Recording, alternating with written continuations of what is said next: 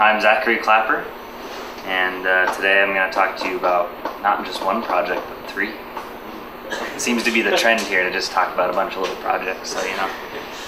And they are, of course, Touch of Math, which is the main one, and then also I worked on some side projects to help excuse the lack of progress on Touch of Math, which I'll get to at the end. So Touch of Math, this semester we accomplished variable substitution, which was working, I believe, on my first presentation. There's a screenshot there. Plugs in, substitutes numbers for variables. Fairly straightforward.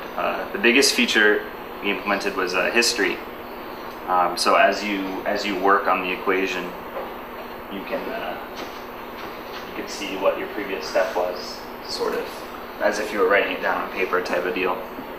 And I have a scroll bar there on the right one, so you can have more than 5 steps. And of course the dreaded comments, docs, and stability. If I were to grade these, I'd give comments a C, because you comment when you're writing, but you don't really comment, right? I mean, docs, there are none, so that's an F. And stability is B. We'll give it a B. I like B's.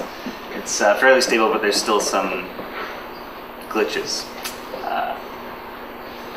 So obviously, you can't have any failing grades, and C's just aren't satisfactory anymore. So we'll work on that still. That's Touch of Math.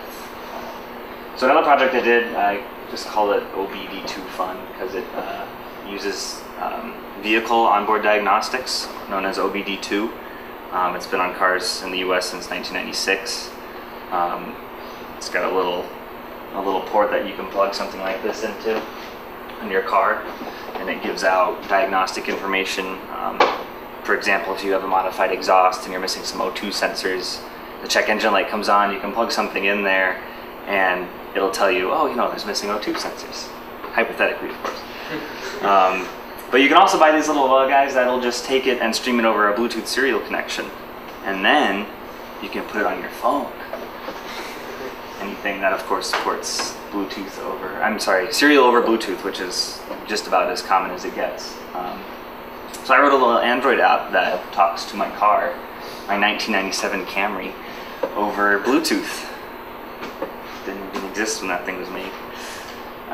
And so all it does is it just pulls RPM, battery voltage, things that my car doesn't give out very much information because it's quite old, but and then just puts a little graph on your phone.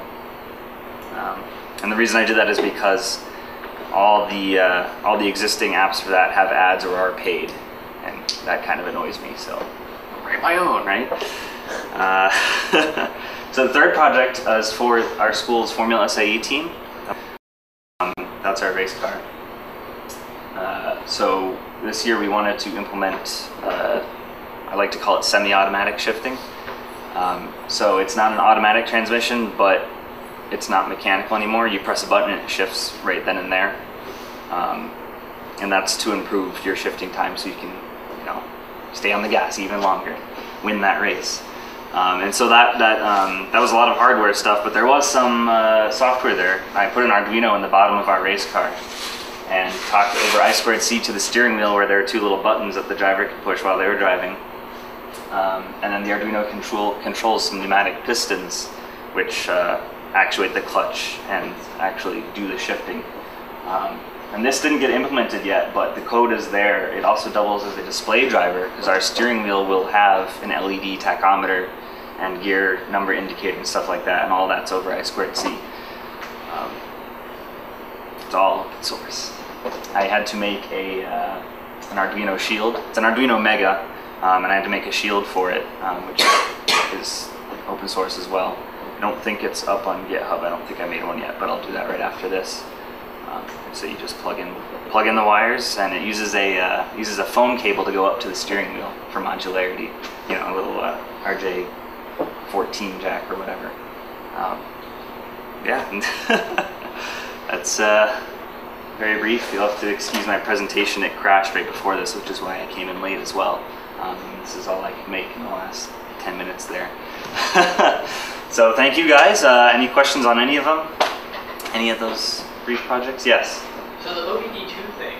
Yes. I know there's a lot of error codes and they can change for manufacturing and such. Are you trying to read those or are you just kind of ignoring them at this point?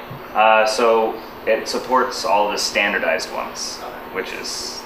which there are a lot. Many cars support a subset of that, and then proprietary ones. So I have the framework for all the standardized ones, but you could write in a custom one if you knew it for some reason. Yeah. Any other questions? So the other two projects are also on the open source? Of course, yes. Android, has it been posted? Is it in the App Store or is it? It's not in the App Store, no. It's the UI is less than desirable.